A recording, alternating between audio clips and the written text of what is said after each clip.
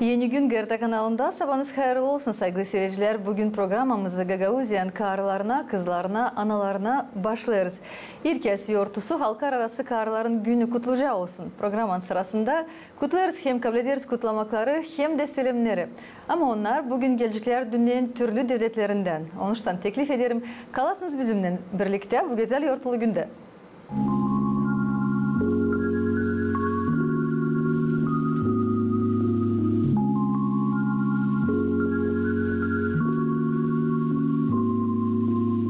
Selam Gagauzya. Selam Gagauzya'nın kadınları, kızları, anneleri, mahalleleri. Ben Ludmila Özdemir. Kendim doğdum ve büyüdüm Gagauzya'da, Kamrat kasabasında. Benim topraklarım orası. Ama şu an ben Türkiye'de yaşıyorum. Burada benim ailem. Burada benim uşaklarım okula gidiyorlar. Ben burada çalışıyorum Anadolu Sağlık Bolnica'da. Kanser olan hastalara yardımcı olmaya çalışıyoruz. Ama şunu demek istiyorum, biliyorsunuz dünyanın yılın en güzel bir günü geliyor. 8 Mart, Kadınlar Günü. Kadınlar varken hayat var demektir. O yüzden ben buradan Gagauzya'nın kadınlara içten kutlamak istiyorum. Var olun, hep mutlu olun, hep gülümseyin, hep kendinize iyi bakın. 8 Mart, Dünya Kadınları kutlu olsun.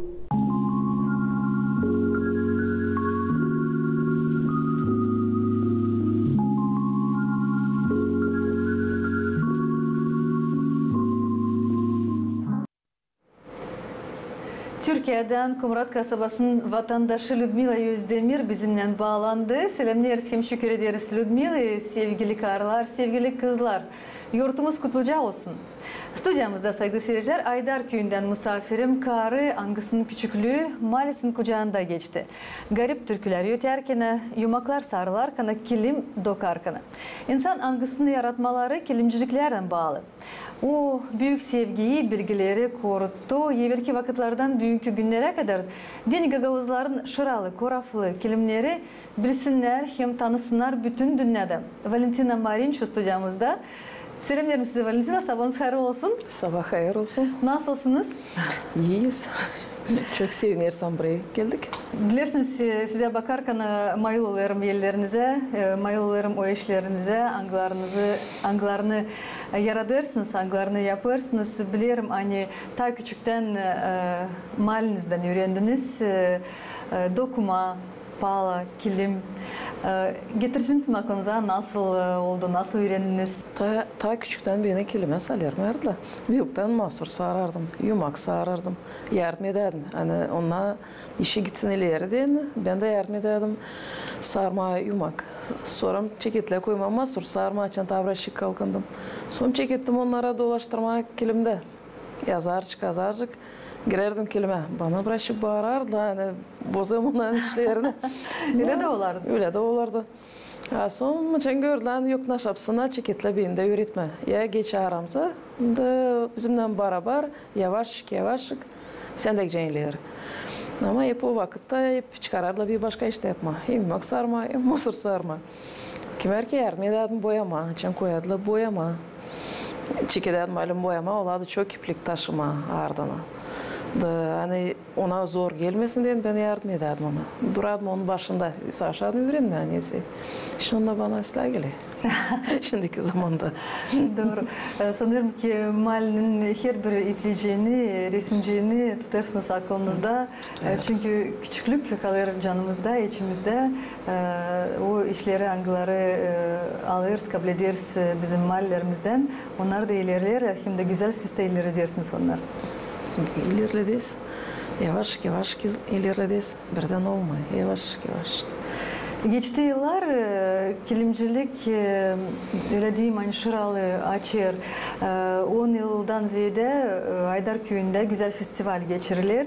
Nerede var nasıl görme kilimleri, evvelki kilimleri, anglarını getirirler meydanınıza başka köylerden da hepsi misafirler mayollarla bizim kilimlerimize, bizim Gagauziyan kilimlerine.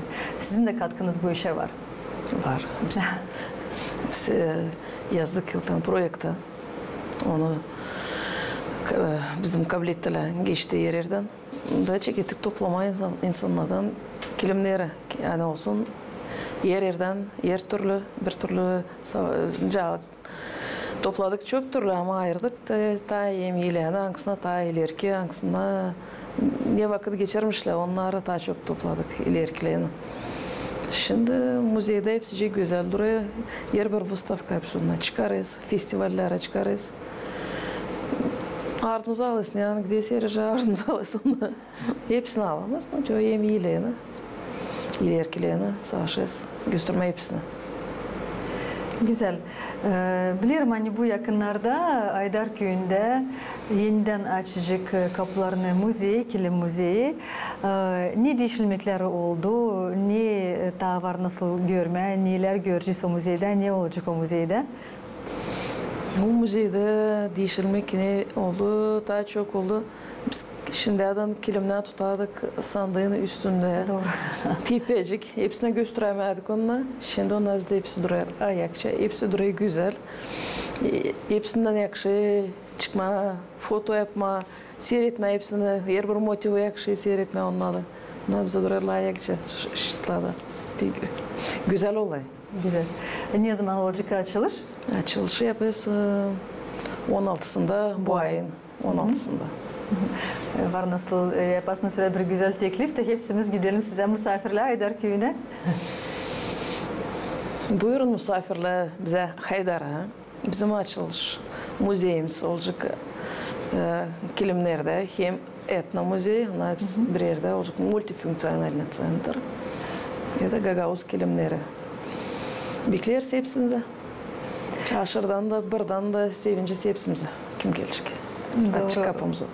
Valentin, dersiniz hani sandıklardan çıkardılar, hem çıkarırlar kilimleri, sevindirirler bizi, hepsimizi. Hani var neyle üyünelim, var ne gösterelim. Gerçekten ileriden, evvelden sayılardı hani kızın çizinde varsın kilim. O zaman o varlıklı. O hem zengin kız. Zengin kız öyle. Ne kadar çok kilim, ta zengin kız. Kelime yaparlar. Büyük de küçük de kimin ta büyük, kimin ta huzurla ta sıktı. Ona gel başka ta şeremet gelin. Doğru. Huzurları nasıl yapardınız, nasıl resimlerdiniz, nasıl seçerdiniz, ne kilim, çizlik kilimi mahsus olsun lazım? Çizlik kilimle hepsi gidiyor. Sık sık çiçekler alınmış, kır çiçekler de, rozacıklar da bizim güller de, lalecikler ne istiyorsun ona da zambak da var, yeşillik de var. Var başka listelerde yapılan motive koyuyorlar, kuş koyuyorlar. Bir türlü beygirci gördüm koyuyorlar. Köpecik kimce koyabilir. Ama bizde Gagauzlarda daha çok çiçek, çiçeklik, gül. Her bir kelimin var kendi historiası. Öyle mi? Çünkü orada yaşadılar yaşadılar gerçekten bir büyük yaşamak. Çünkü bir kelime ne kadar vakit yaparsınız, dökersiniz? 3 ay, kilim 4 ay, kilim kırarlar, 3 ay, 4 ay. O kilimin büyüklüğünden ne kadar kilim büyük, daha çok vakit kaybediliyor ona. Ne kadar sık örnek, onda daha çok tavuğa olay.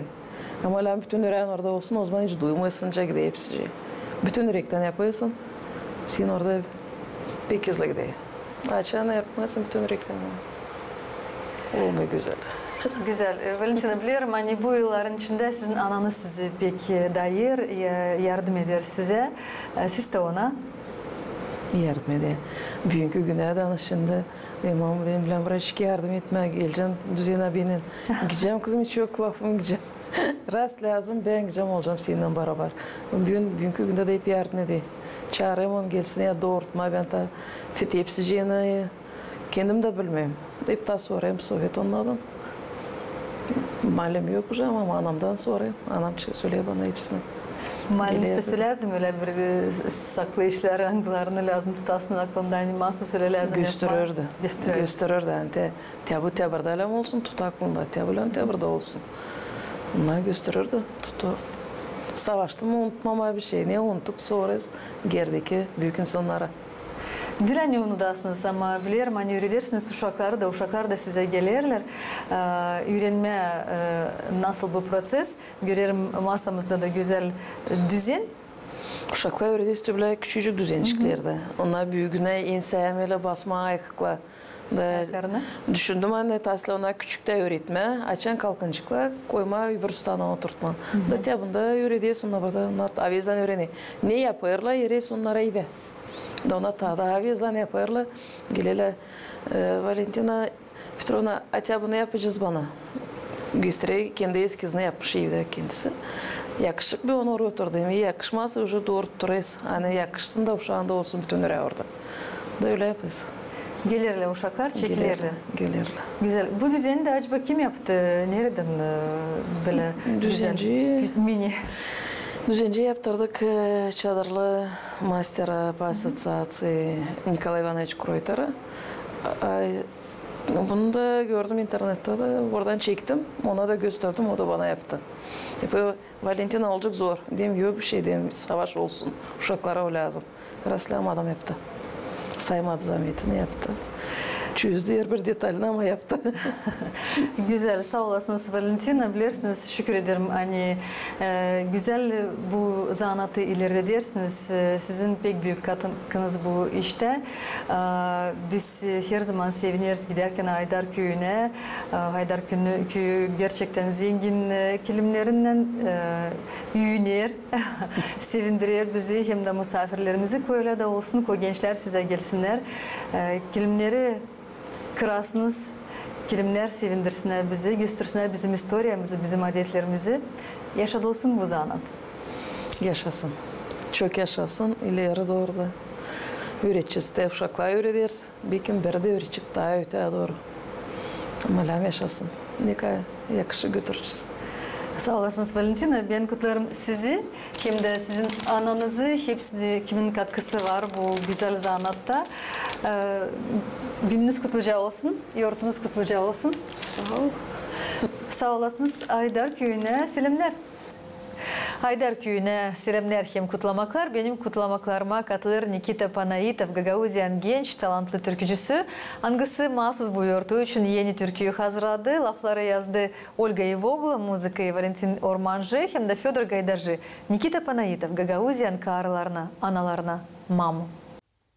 Дорогие наши мамы, в этот праздничный день хотелось бы вам пожелать всего самого-самого прекрасного, чтобы в этот день солнышко светило намного ярче, а в вашей жизни было полно любви. Поэтому эта песня для вас.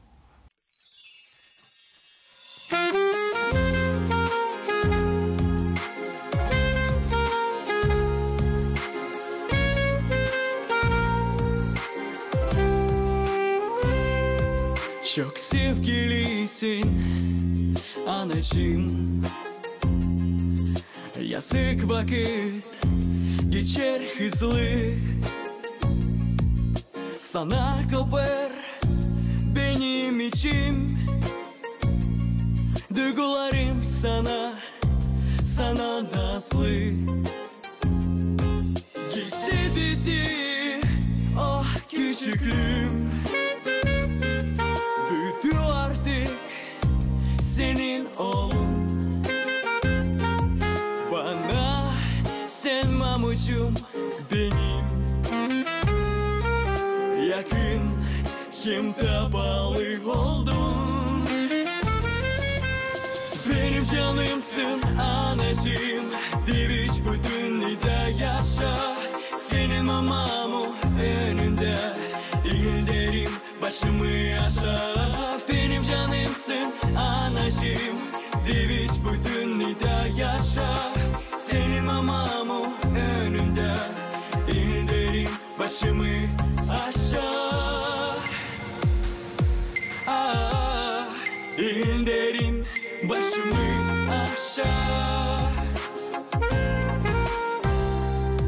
Hiçbir zaman uslanılmaz senin rahatsız yakın canın. Bana ömür sen başladın, doymaz beni kucağa aldın. Olsa kolay bu dünya, sana mamamı vereyim. Hiçbir daha yaş islamasın senin güven gözlerini. Benim canımsın anacığım, diviç bu dünyada yaşa. Senin mamamı önünde inlerim başımı aşağı. Benim canımsın anacığım, diviç bu dünyada yaşa. Senin mamamı önünde inlerim başımı aşağı. İnlerim başımı aşağı. Kimi sıra ben yanıldım, düşünmedim, gücendirdim. Sen prostit mamu, yalvarırım. Bir genç bunu ben anladım. Hiç olmasın şu ben severim, geberim gaz yerlerini. Nice küçükken ya büyüklerim sararsın canına.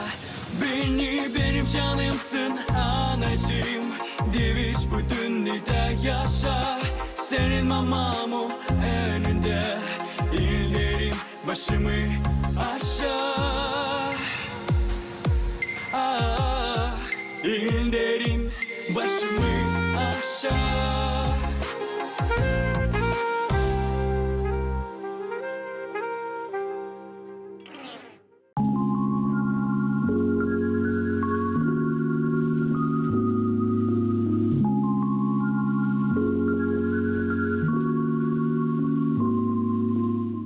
Zaman hayır olsun Gagauziyam. Büyük selamlar Ukraynalı Gagauzlardan. Ben Ludmila Bazadji, doğma yerim Volkaniş kasabasından. Ben türkücüyka, yazarım şiirler, türküler, cümbüşler Gagauz dilinde. Benim yaratmalarımda ben gösteririm kendi sevgimi halkıma, insanlara, kendi vatanıma, benim pahalı Gagauziyama. Ben isterim söylemeye size, hani çalışırım kendi türkülerimle, yeni türkülerimi yazayım.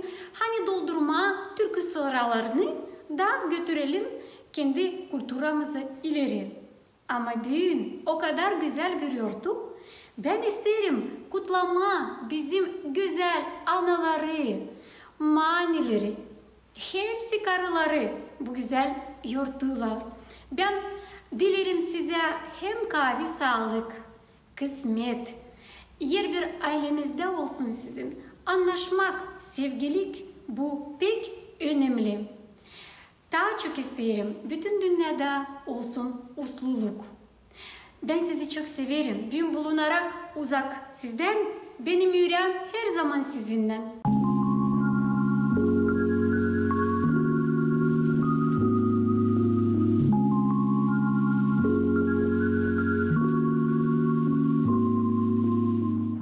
Güzel kutlamakları kabul ederiz Gagauziyan kızlarından, Ukraynalı Gagauzka'dan Ludmila Bazadji, türkücü, kompozitör bu güzel yurtuda bizimle birlikte.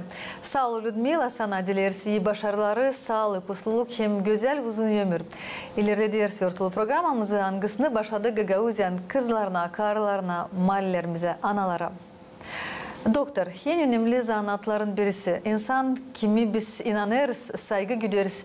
O bize deni nasıl bir simbol. Angısı koruyur sağlığımızı, kurtarır yaşamamızı.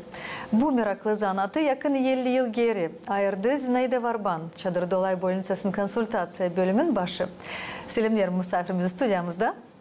Sabah hayırlı olsun Zinayda Semyonovna.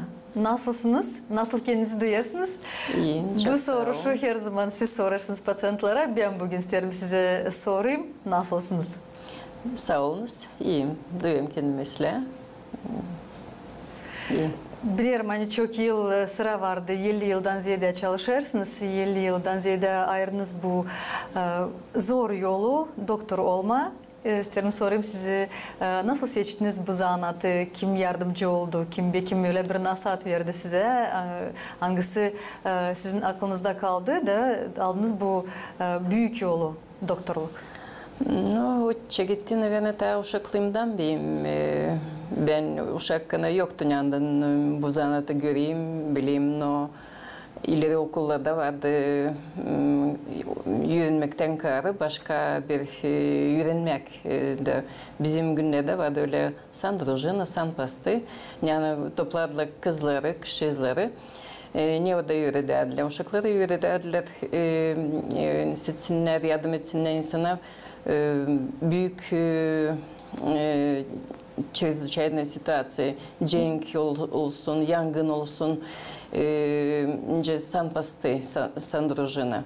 Bizi yürüdüler orada, nasıl yardım etmeye insana, çıkarma onu yangından, verme ona kırıklığı varsa, koyma ona gipsi, varsa nasıl ranası, koyma ona повязка, soluk ona verme. İlk yardım insana yapma böyle büyük situasyonlarda. Ben o işi beğendim. O çekti 5. klasta. Büyücü kana her yılın bizi topladılar, yapardılar. Yarışmalar, şkolalarla, rayonda olardı. Oradan beri ben beğendim bu işi de ben şkola уже bitkisine değini düşündüm hani bu zanat bana yakışır benim ben yapabileceğim bu işi. Anam babam bu lisede verdiler bana umut hem kuvvet. Okulda yöneticiliğim vardı bir çok pahalı yöneticim Vera Ivановna Kovalyova. Hani o yardım etti bana, o gördü hani ben isteyeyim bana. O söyledi sen yakışıya bana gidersin. Ben o kadar isterdim gitmeye 8. klastan sonra medsestra. O dedi değil sen lazım bitirersin 10 klas. Da git senden olacak врач. Наверное, o gördü benden какие-то hani ben yapabileceğim bu işi. Çok sağ olsun hem üreticim hem benim anam babam hem bir verdi bana kuvvet hem inanmak hani bu işi varınca yapayım. Oradan çıktı вот это стремление к моей будущей профессии. Çalışmalar hem istedikleriniz aslaya çıktılar. Sağ olsunlar hepsi. Kim yanımda bulundu. Ben oldu 42 yıl işlem. Ben pişman olmadım. Çadır kasabasında. Ben pişman olmadım. Hani bu ben düşünüyorum hani bu iş pek büyük insana değil yardım. İnsana yardım ederken, bilerken hani mahsus senin nasatın, mahsus senin lafların, mahsus senin yalpaklığın yardım verirler. Yardım verirler varınca deme hani belki daha çok ilaçtan ya da okullardan ne kadar lazım can olsun hani bilmeye o kadar bilmeye sesleme insanı kayılık etmeye yardım olmaları. Doktor olmaya değil o lazım olsun pek büyük bilgin yüksek orada.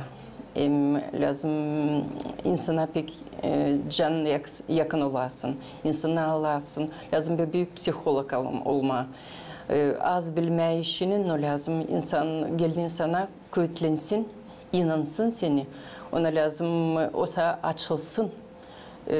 Her bir insan hepimiz başkayız. Her birimize karakterde başka türlü. Ama insanın öyle lazım. Hani o geldiğinse gözün senin gözünden sen yardım edeceksin ona. O inansın seni yani sen ona yardım edeceksin. O zaman da laflan ta açılır, ta inanır, ona yardım eder. Çok ilaç onsuz olmayın, o insan lazım açılsın, inansın. Doktor lazım olsun, hızlı, быстро среагировать, понять больного и разобраться в его ситуации. Должен быть психологом, чтобы оказать помощь. Иногда очень быстро надо сориентироваться в данной ситуации.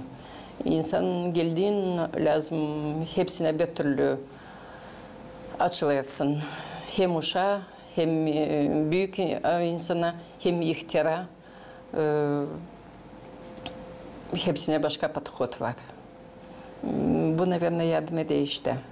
Açık insan görüyor yani buradan ona yardım olacak, o da gelir, inanır. Böyle ben düşünüyorum hani böyle doktor lazım olsun, bu kачествоlarında olsun. Çadır kasabasının bölümünde 40 yıldan ziyade çalışırsınız. Gençler gelir mi size çalışma?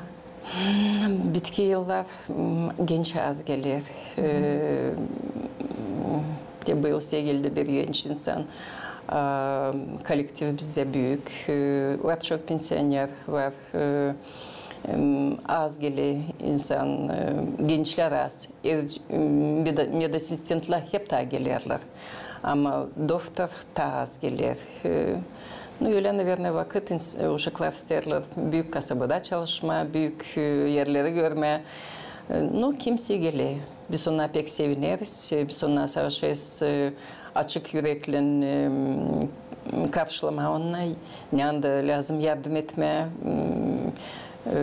İnstita bir türlü olayı öğrenmek. Yaşarken, işlerken situasyon olayı her türlü. Yardım ediyor. Жизненный опыт в некоторых случаях. Biz onu karşılarız, severiz, çığırırız gelsinler. Bizde var условия işleme. İleri yoktu o kadar. Ben gittim işleme. Bizde больницada yoktu. Olduğu vakit даже şalkta olmadı, sıcakta olmadı. Su da yoktu poliklinikamızda. Bugünkü güne çok yapıyor başkanat, çok yapıyor administrasyon больницы. Условия var. Var aparatura. Yıldan daha çok aparatura geliyor. Onun için düşünüyorum hani gençlere de var ne için gelsinler, ona burada büyürler. Sonra burada kalkınırlar, sonra gidiyorlar daha büyük yerde işlemeye. Biz onu herkese bekleriz. Bilirim hani sizin kızınız kaptı o da bu yolu. O da gider bu yoldan medisina uğrunda çalışır. İstedim sorayım, onu acaba korkutmadı mı? Zorluklar, anlar vardı. Çünkü var çok zorluk, problema. Görürken ana nasıl çalışır, o hep o kadar bakmarak bunlara aldı bu yolu. Nasıl siz onu nasihat ettiniz, nasıl siz onu dayadınız, hem yardımcı oldunuz, hani o da gitsin bu yoldan? Küçüklüğümden de uşaklar gördüler. Yani ben çalışırım, nasıl çalışırım, ne kadar vakit ben vereyim bu zanatıma. O hep baktı, geldi, çok iyi geldi benden işe. Bizde vardı adileniyeleri, o da gelirdi, görerdi. Açın geldi o vakit ona ayırma ileri yolunu biz ona sorduk, sen ne düşünürsün? O öyle dedi yani, mama ben beğenirim senin işini, görerim ne kadar sen çalışırsın, nasıl insana yaparsın yardım. Ben de istedim burada çalışma, öğrenmeyim çalışma. Biz ona sorduk, peki sen başka alacağın yolu? Нет, ben gideceğim bu yolda. Bitirdi o. Öğrendik sınıfta, çalışıyor için Rusya devletinde. Göreyim hani o aviziyle çalışır, beğenir bu işi. Açan var.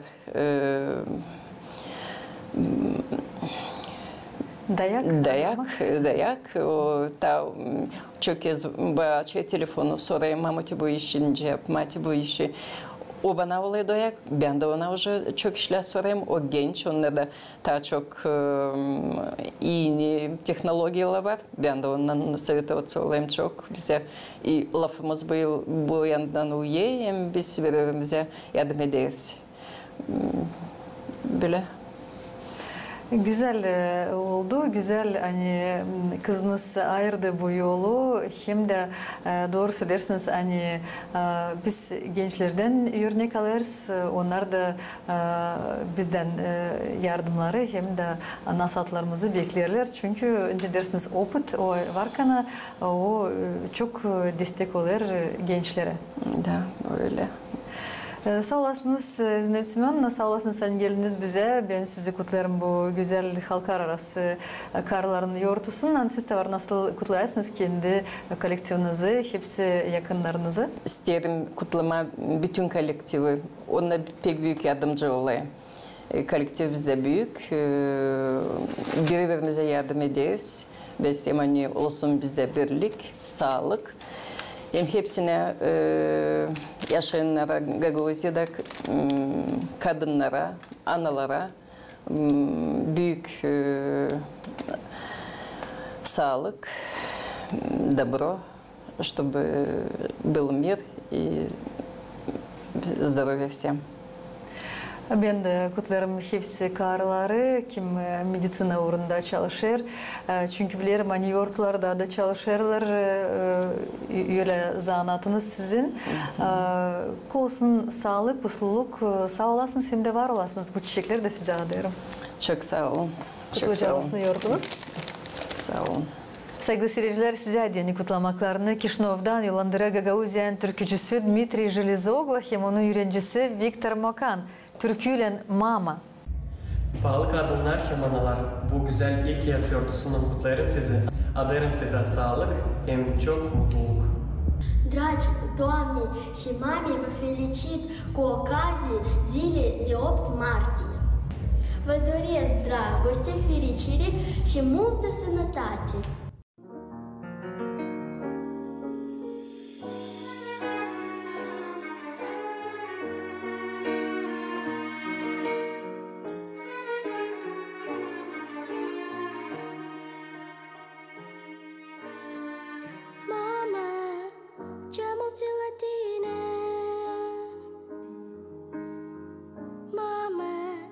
Ești totul pentru mine. Mamă, ai muncit din greu. Știe unul Dumnezeu. Mamă, ce mult țin la tine. Mamă, ești totul pentru mine.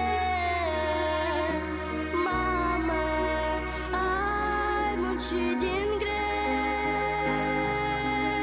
știe unul Dumnezeu. De-ți-o frică și ți-e teamă,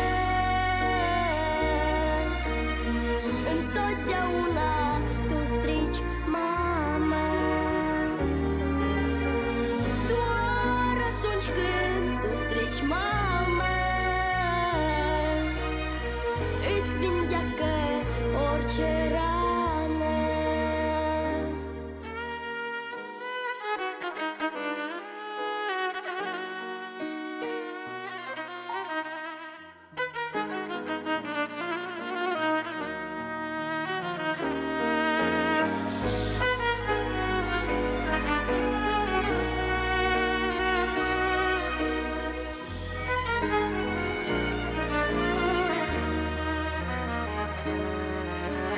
Mamă, ai întinerit, mamă, pe mine m-ai crescut. Mamă, ai muncit din greu, știe unul Dumnezeu. Mamă, ce mult țin la tine.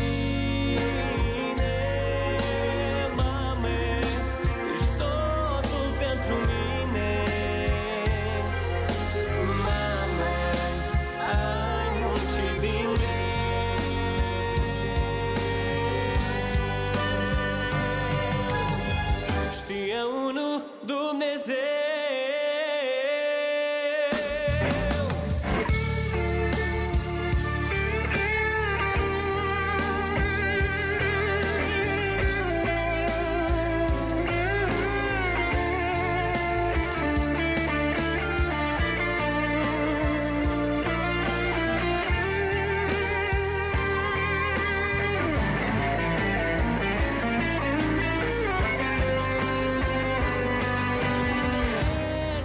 frică și ți-o teamă. Întotdeauna tu strici, mamă. Doar atunci când tu strici, mamă, îți vindecă orice rană. Ți-o frică și ți-o teamă.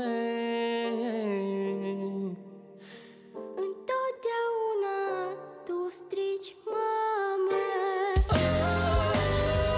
Doar atunci când tu strici, mamă.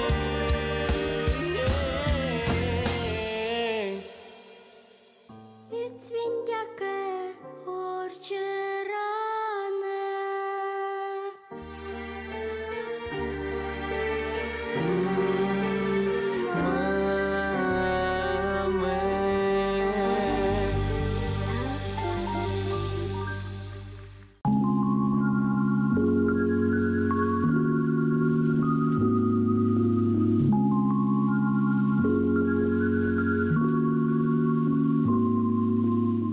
Zaman hayır olsun. Benim adım Alona Papazoglu, Levçenko. Ben doğdum Valkaneş kasabasında.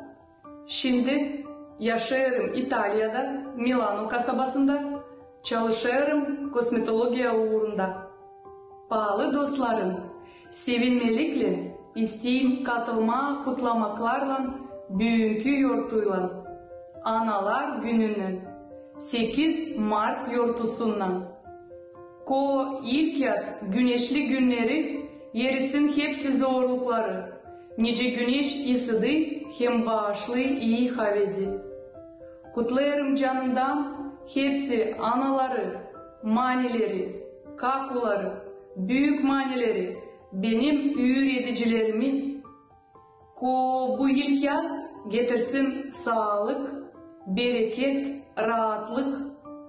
Biz sizi çok sayıyız, hem seviyiz. Ko sizin gözleriniz şılasın mutluluktan. Büyük umudum analara, babalara yardımcı olsunlar. Uşaklarla ana dilinde laf etsinler. Bakmayarak zorluklara, ilerletmeye, varlığımızı, zenginliğimizi, ana dilimizi. Gagavuzsun, laf et gagavuşu. Sağlık hem kuvvet.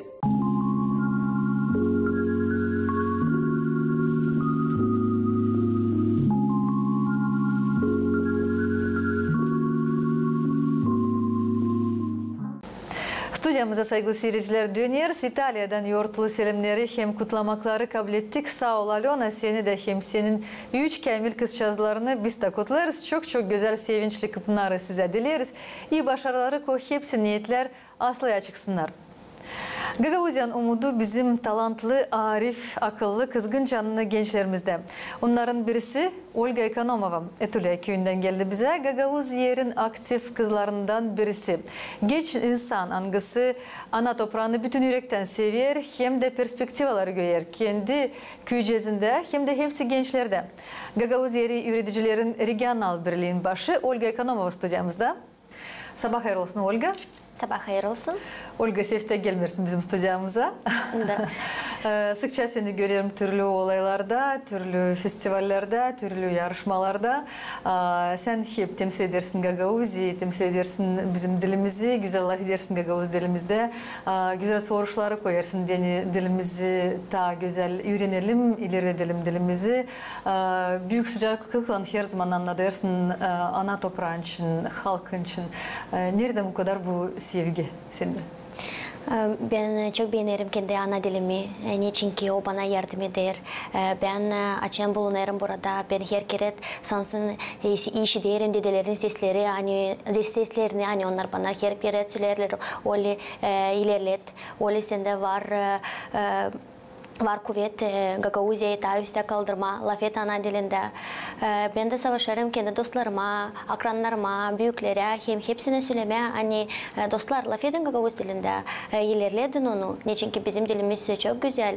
Bizim dedelerimiz çok kuvvet koydular ki bugünkü günde bizim avtonomiyayı kurma, ki bizim dilimizi kurtarma, hem korudular onu.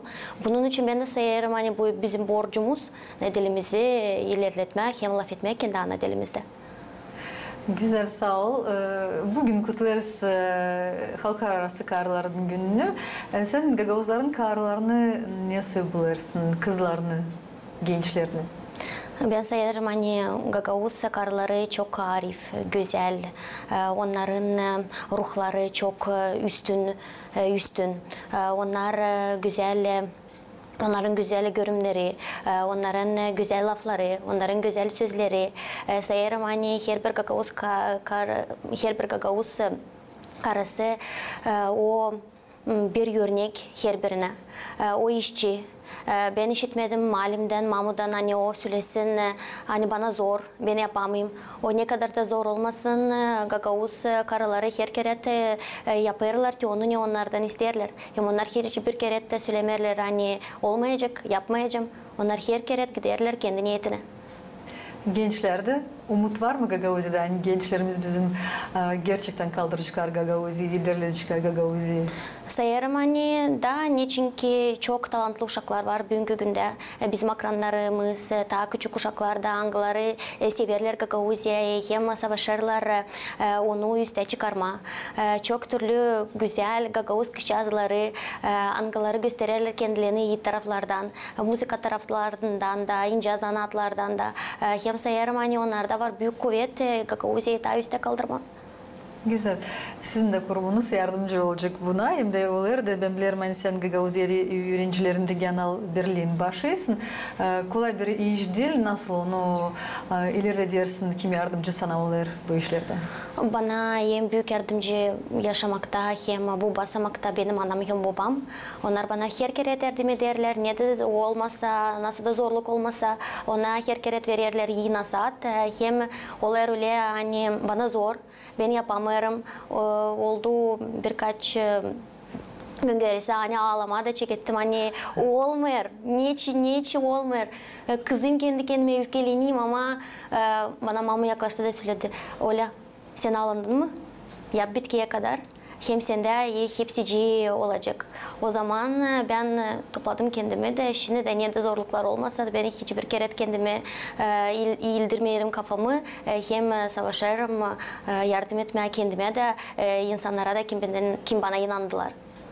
Yaşamakta öyle ana baba elinizden öyle 2-3 cümle söylerse onlar aklında kalır da onlar da seni öyle ilerledir, öyle dayak olur yaşamanda. Analının hem babanın terbiye etmesi o büyük rol oynar her bir uşağın yaşamasında. Ben çok hoşluyum hani ben doğdum bu ailede da anam hem babam bana her kere arka. Onlar diveç kalacaklar benim yaşamamda. Onlar nice direkt. Onlara dayanarken benim de arkam daha hoşlu olur. Benim de görgüm hem ilerlemem daha görünümlü, daha güzel hem daha üstüne çıkacak. Kime daha çok benzersin? Anana ya da babana?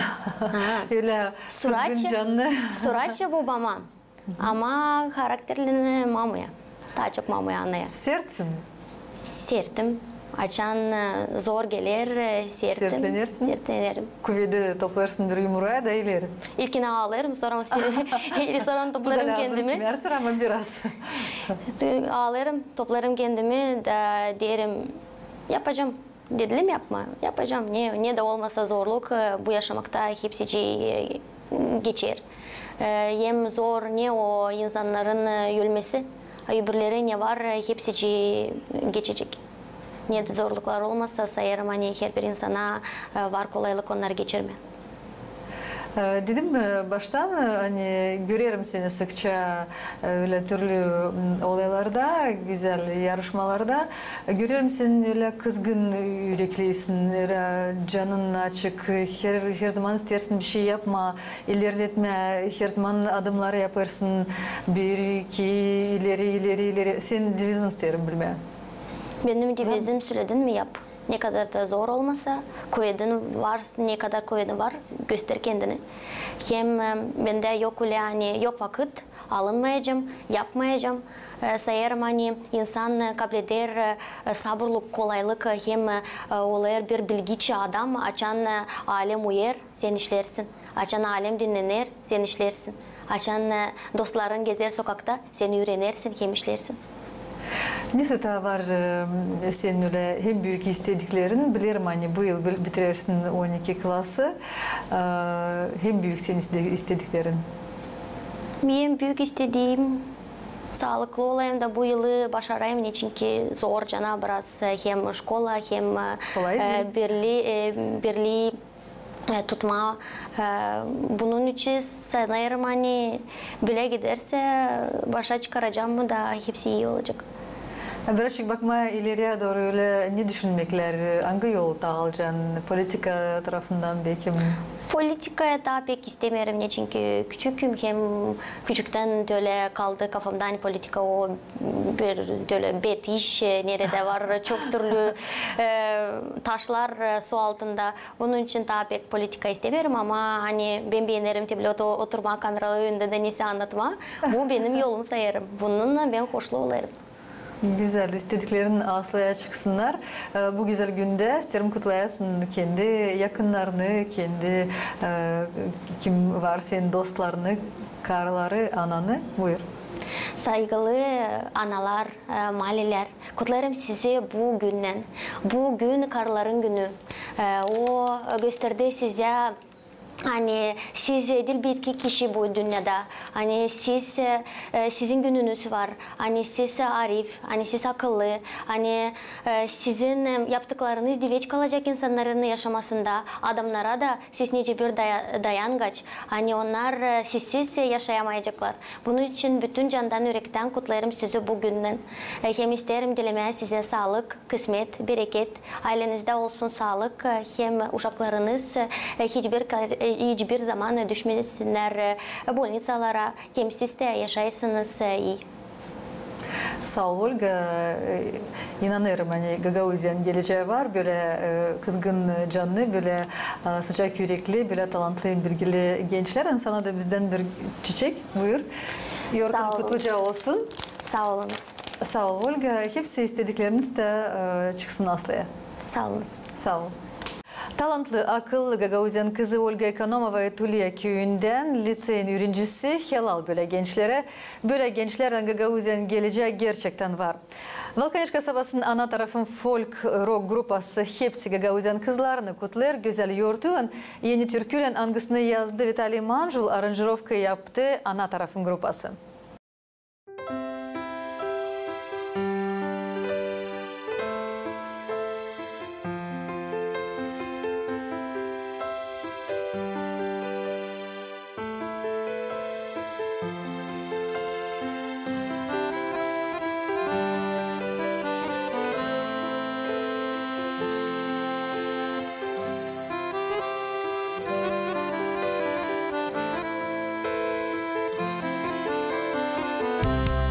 Gözlerin iki ateş, sen yaptın beni deli.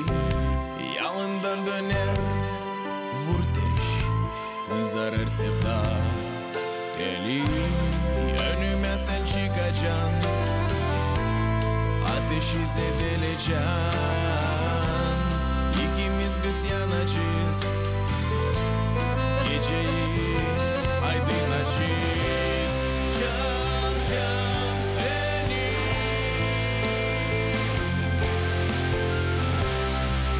sade ben seni çalacağım.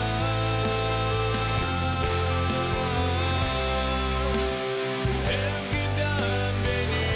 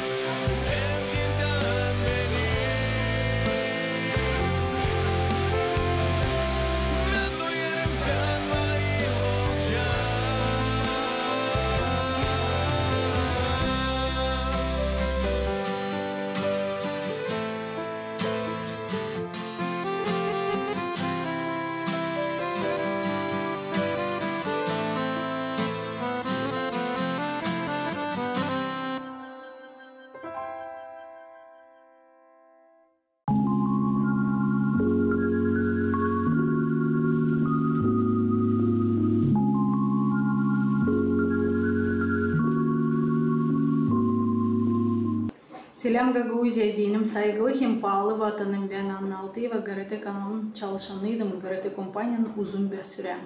Ama öyle oldu. Elbette sıra geldi geçmeye Rusya, Moskva'ya. Ama vatanımı hiçbir zaman unutmuyorum. Hep bir ders yerim, özlerim. O yüzden isterim kutlamak Gagauzyanın hepsi insanlarını, karlarını, mahallelerini, analarını, kızlarını, torunlarını, unukalarını, genç kızcağızları, küçük kızcağızları, Mart'ın 8'inden. İsterim adama size uzun ömür, sağlık, kısmet, hem de uğurlu olsun ömrünüz, iyiceliniz de iyi taraftan size göstersin kendisine. Hiçbir zaman da pişman etmesin, hem de şükür hep bir olasınız kendi kısmetinize, ömrünüze. Büyük insanlara da sabır bize gençlere, hem de öğretsinler bizi doğru yoldan gitmeye. Hani bizim yolumuz hep bir açık olsun, kapılar damgalarına uğralım, hep bir açılsınlar. O yüzden kendi adımdan hem kendi kızının adından Alexandra'nın ister söylemeye size sağlık hem kısmet. Uzun ömür size. Mart'ın 8'inden Gagauzyan karıları, kızları hem insanları.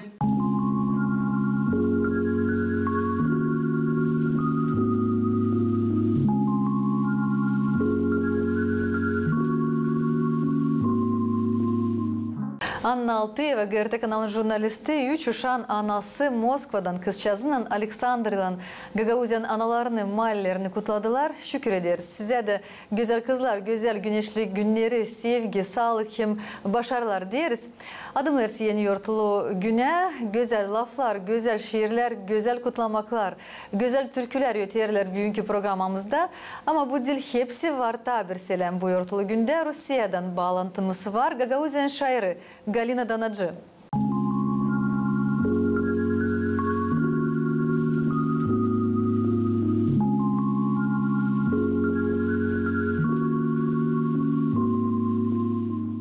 Zaman hayır olsun Gagauzya. Selam size Moskva'dan. Benim adım Galina Danacı. Ben doğma yerim benim Bauçu'da. Şimdilik ben yaşıyorum Rusya'da. Bunlara uzak yerde. Hiç unutamıyorum doğma yerimi. O benim canımda. Pek severim ana dilimi. Pek isterim o ilerlesin. Onuştan hep savaşıyorum. Yazma, şiir, fabula, masal. Bugünkü günde isterim kutlama. Hepsi insanlara, Gagauzya'da insanlara, karları, mahalleleri, uşacıkları, bu güzel yurtu. İsteyim adama hepsi cine sağlık, olsun yerde uygunluk, sevilmelik olsun ailede, sevgi olsun, anlaşmak. Şimdi isteyelim okuma size bir şiir, hangisini yazdım? Mamucu. Mamucuğum, pahalı lafçaz bu yaşamakta. Olsun sende sağlık, ol sen ayakta. Gülsün o gözlerin, her güne sevin. Kısmetle her kere dolu olsun evin. İlk yazın başlarda çiçekler açar. Kırlangıçık havada ne güzel uçar. Ben de büyük bir top çiçek getirdim sana. Dünyadaki sevgili, mutlu bu insana. Ko analar yaşasın çok, ko uşacık onu sevindirsin. Çok sağ olasınız.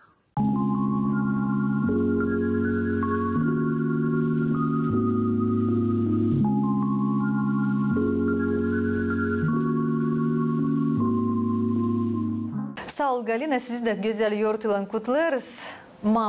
Mamucuğum, pahalı anacığım, ne kadar da zanaat olmasa dünyada en önemli, en zor, en saygılı ana olma. Ana sıcaklığı ısıdır uşakların canlarını ne kadar da yavru ailede olsa. Aydınladır herkesin ömrünü, uşakların dünyasını. O terbiyedir ekonomistleri, juristleri, yöndericileri, yöneticileri, doktorları. Stüdyamızda saygılı seyirciler, Beşalma köyünden misafirimiz şanlı Anna Gaydarcı. Sabahınız hayırlı olsun Anna. Hayırlı olsun. Anna, siz hem sizin kocanız Piotr büyüttünüz 6 uşak, 4 kız, İki de çocuk. Sağ olsunlar hepsici. Kızlar anaya yardım. Çocuklar da oğullar kocaya, babaya dayak. İsterim Raşika, nadasınız aileniz için, uşaklarınız için? Benim ailem 6 canız ailemde. Dediğiniz şimdilik 6 canız. 2 büyük uşağım уже kendi başına. Ben adamım, hem büyük kızım evli, ikinci kızım Kaol'da medik kolejinde öğreniyor. Şimdi bitiriyor 5. kursu. Şükür Allah'a. 3. uşağım, 16 yaşında çocuğum, 9. klası bitiriyor. Onun ardına var kızım, o 14 yaşında şimdi. O 8. klası bitiriyor. Ta küçükleri çocuğum 5. klasta bu. 11 yaşında hem de 9 yaşında kızım, hem küçüğü hem nazlısı. O da 9 yaşında kişisi. Uşakları yardımcı olurlar birbirlerine, nasıl terbiye edersiniz, onları nasıl öğretirsiniz bilirsiniz. Gençler meraklanırlar, belki de korkarlar. Çok uşak büyütme kolay değil. Finans tarafından, yalpaklık tarafından ne kadar insana yeter bu yalpaklık. İsterim öyle kimin asatları verirsiniz gençlere, öyle bir ana olarak, büyük uşaklı ailede ana olarak. Vakıda göre diyeceğiz finans tarafından pek de kolay değil. Ama savaşırız kolayımıza göre. Benim uşaklığım sesleyeli, öğreniyeli. Şükür Allah'a pekisle, hepsi şkolada öğreniyeli, olimpiyadalarda yer de alaylı. Hepsi evde de çok yardım ediyor benim uşaklığım bana. Kocama da, bana da ayırmayalı iş buyursam da çocuklar da yardım ediyor bana hizmet tarafından. Ne söyleyeyim? Kolay değil şimdiki vakitte. Çok aldanayla çok yerlere gençler, uşaklar da doğru yola onu doğrultma. Şimdiki vakitte zor. Ne anda savaşaysın yalpaklanma, ne anda savaşaysın, ne anda bir küfkelenesin de yer geliyor. Olur. Olur. Ne anda ona bize küseyle, sonra döneyle. Ama savaşaysın bulma bir orta neydi şükür Allah'a anlayla. Gagavuzlarda öyle geçerdi evvelden, sertlikte terbiye etme uşakları. Ama yalpaklık da lazım olsun. Elbette ki. Nasıl ki bu işleri kantarlama da güzel, doğru terbiye etme uşakları, hani doğru yolu alsınlar, doğru bilgileri, iyi bilgileri. Sertlik olay, adık dilim olsun. Ama sertlenirim, ta çok ben. Uşaklara ne kababası. Ana evde daha sıkça? Daha çok olay şkola tarafına, onları savaşayım, hani vakitinde uruklarını yapsınlar. Tamamlasına uruk tarafına, şkola tarafından açılam da sonra nesine ona herki benden kayıl getirmey. Şimdi yoruluyla da uşaklar pek çok şkolada. Krужокlı da var, giderli. Bana öfkeleniyorlar kimer seyret ama so yapıyorlar. Naşı var urukları şükür Allah'a. Uşlukalarla laf edeyim, soruşturayım, hangi uşuma naşı yardım lazım. Savaşayım yardım etme, onlar çok birbirine yardım ediyorlar. Benim uşaklığım size öğreniyor şkolada. Çok yardım ediyorlar büyükler, küçüklerine. Bana da o büyük yardım. Doğru. Öyle küçükler de Ondan birbirinden taşla anlaşayım ben onu alım urok tarafından. Anlaşırlar, paylaşırlar. Biz de seslenirsen bakarız bir taraftan doğru o zaman terbiyede uşaklarımızı açın onlar anlaşırlar öyle. Sanayım hani doğru. Bilmem. Önce uşaklar ne istiyor ama ben sanayım hani ben savaşayım doğru ne istetme. Şimdiki vakitte öğrenmeden zor. Say finans tarafından öğretme uşakları zor. Kalabalıkta yok ince hepsine de yetiştirme. De uşaklar şükür anlayla, de savaşıyla öğrenme. De benim ikinci kızım öğrenik oldu, büdjette düştü büdjede. Hep bir büdjette de başarı. Egzamininde pekisler verdi. Niyetlerine gitmeye öteye doğru. Doktor öğrenmeyelim. Savaşı kendi kuvvetinin. Bizden yardım istemeyi öğrenmek tarafına değil. Ne güzel. İkinci çocuğum o da çocuğum ilk ama şimdi student aynı olacak gelenle o da öğreniyor savaşı hani yakışsın gitsin öğrenme büdjede düşme. Sanırım Allah'ın yardımıyla biz destekleyeceğiz. Ondan sonra doğru yolu kendine ayırsına biz destekleyeceğiz. Kuvvetimize göre. Siz de büyüdünüz Gagavuz ailesinde. Ne nasihatler, ne bilgiler siz verirsiniz kızlarınıza? Hani ne prensipler Gagavuz kızlarında lazım olsun? Savaşayım öğretmen utanacak olsunlar. Büyüklere sesirgensine karşı koymasına hem de ne büyükler söyle kendilerine ondan çıkış yapıp ileri yolunu doğru gitsinler yolundan. Oğulları nasıl baba hazırlar? Gagavuzların oğulları olsunlar deyin. Babası hem öğrenmek tarafından ben onun isteyeyim. Babası da savaşa iş tarafından. Şimdi kakta becerme de bir zanat naşsı lan becerme. Dil belli ne uğra düşeceksin, ne işte olacaksın. Savaşı işleme de becersinler, öğrenme de. Güzel. Yoğurtlarınızı, bizim tradisiyalarımızı nasıl bakarsınız? Hangiler en önemli size değil? Çünkü masa dolayında hepsi uşaklar toplanırlar.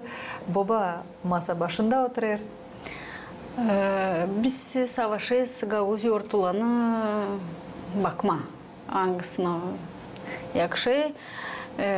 Kolada da bizde herki uşaklar toplanıyor. Hangisi ne anda da olsa savaşıyla gelmeye varsa kolayı. Paskil günü. Şimdi kızlığım dediler savaşıkla 8 Mart gününe toplaşma. Mesela sevindirme anıyı. Sevindirme. Doğuma günlerimizin babasının hem de benim varsa kolay gene uşaklar gelemezler, zvont ediyorlar, başış alıyorlar. Ama savaşı toplanma büyük günlerde bile olalım. O kalay sonra öteye doğru bir adet. Petrov günde geliyor uşaklar toplanırız babasının günü, yazın gene toplanıp yardım ediyorlar hazırlama ilkin. Sonra da masa otururuz. Güzel. Bu güzel yoğurtlarda ananın duyguları ne kadar kahve, ne kadar çok, ne kadar beklenen. Pek beklenen, pek sevineyim ben. Açan uşaklığım toplu, hepsimiz bir sofrada toplanırız. Benim içime sığmıyor o sevinmelik. Hani ben sonra yetiştirdik o boya. Hani şimdi hepsi sağlıklı. Hangisi öğreniyor, hangisi işliyor ama hepsi sağlıklı. Pek çok dua ederdim Allah'a. Hani uşaklığım Allah ersin sağlıklı. Bir ki yemek tarafından hepsi yetişmeyecek. Bir ki rubo tarafından ama sağlık var kana. Sana hem anlaşmak hepsini varınca insan geçirsin. 6 uşak sizde var. Ne kadar yetişir yalpaklık, sevgi, sıcak can uşaklarla paylaşma, hem öyle onları yalpak terbiye etme, güzel terbiye etme. Ben ta gençtim, ta değildim evli, var geldiği fikrim, yani çok şam olası, sanki ben onunla hepsini bir türlü sevebileceğim, yetiştireceğim. Ama hiç anlamayayım kendim de önce ne yandan geliyor o duygular, ne yandan o sevgi, hepsine sevinirim, hepsine savaşayım, sarmaşma, ne zaman başka türlü sevgimi gösterme, ama bir kere ki gösteremeyim, ben onu seveyim. Bir kere sayı lafla isteyeyim, ama kimerse oluyor da hani söyleyemeyim hepsini. Sevinirim, onların yolu hani açık, hani hepsi sağlıklı, sevinirim. Hepsi toplaştığım pek sevinirim. Da her ki bir söyleyemeyim, ama sevgi içimde var pek büyük. Öyle de olsun Anna. Sevindim ben de hani siz bugün geldiniz bizim stüdyamıza. Güzel bu yortuda ben de teklif ederim.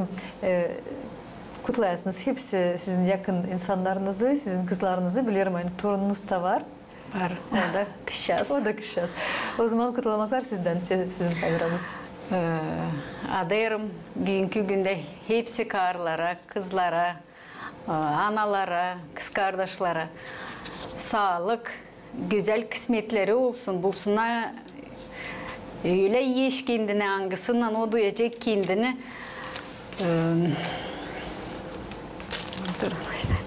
Tebrik etsin. Besten söylemen dur. Безопасно. Korkmasınlar. Hani Allah korusun onları. Yanda kişilerin korkmasına gitme ileri. Toplama aile. Şimdiki vakitte zor, ama Allah yardım ediyor. Hepsine. Her bir uşak dua kendi kısmetinden. Uşaklar hiçbir şey değil çok. Allah ersin hepsini duysun, ana duygusunu her bir insan, her bir kişiyiz. Çok sağ olun. Sağ olun sizden. Bu çiçekleri de biz size adırız. Yortunuz kutluca olsun. Sağ olun. Dua ederim gözleriniz sevinsinler. Her zaman öyle açık candan olasınız. Her zaman gözlerinizde yaş da olar. Sadece büyük sevinmelikten olsun. Allah ersin. Sağ olasınız. Uşaklarınız da sağlıkta olsun. Siz de tebrik ederim. Kutluca olsun yurtumuz. Sağ olun.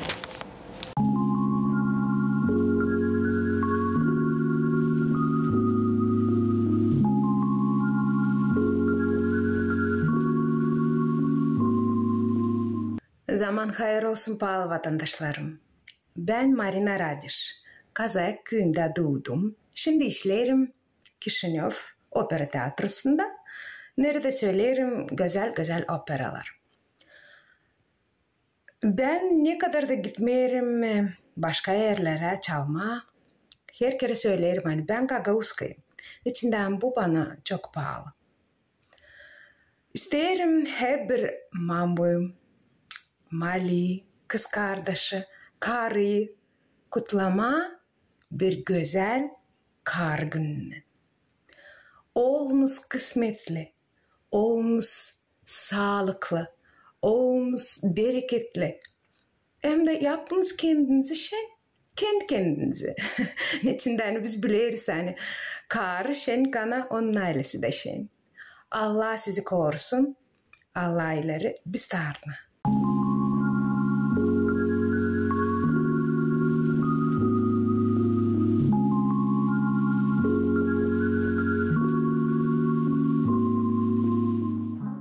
Tabir Gagauziyan kıvrak, becerekli, talantlı, güzel sesli kadın Marina Radish Gagauziyan anılmış opera türkücüsü bize kutlamakları yollandırdı.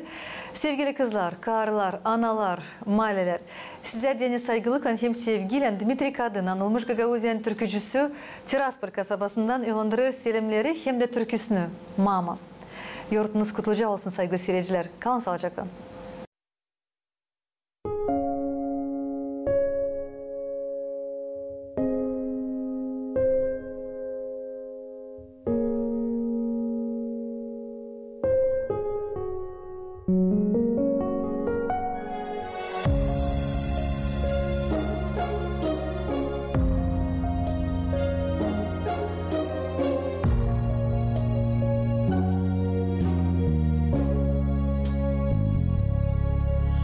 О многом хочется сказать тебе, родная.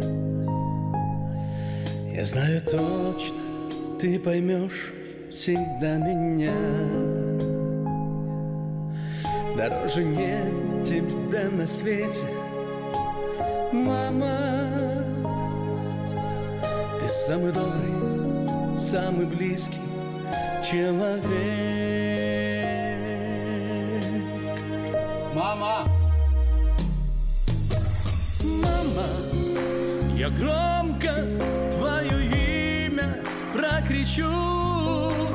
Мама, я ничего с собой поделать не могу. Мама, сегодня я тебе сказать хочу, как сильно, мама, я тебя люблю.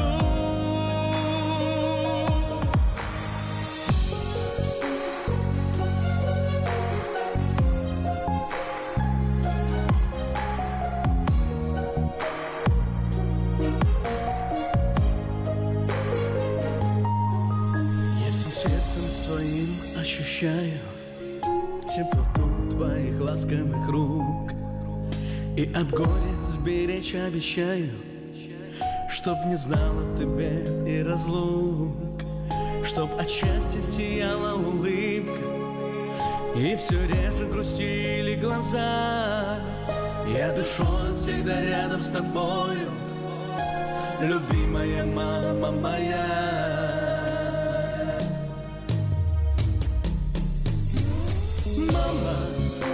Я громко твое имя прокричу. Мама, я ничего с собой поделать не могу. Мама, сегодня я тебе сказать хочу, как сильно, мама, я тебя люблю.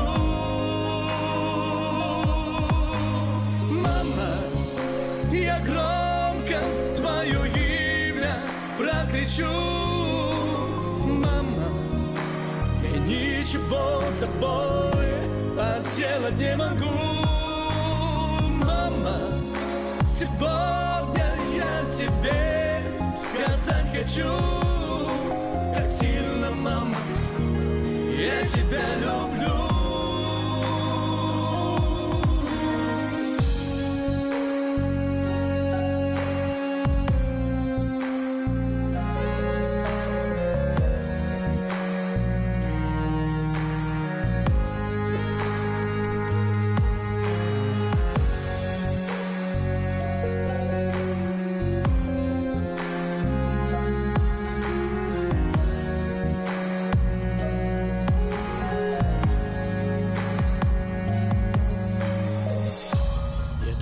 Сказать спасибо за то, что жизнь мне подарила, за то, что меня воспитала, за то, чему меня научила. Мама, я громко твое имя прокричу. Мама, как сильно я тебя люблю.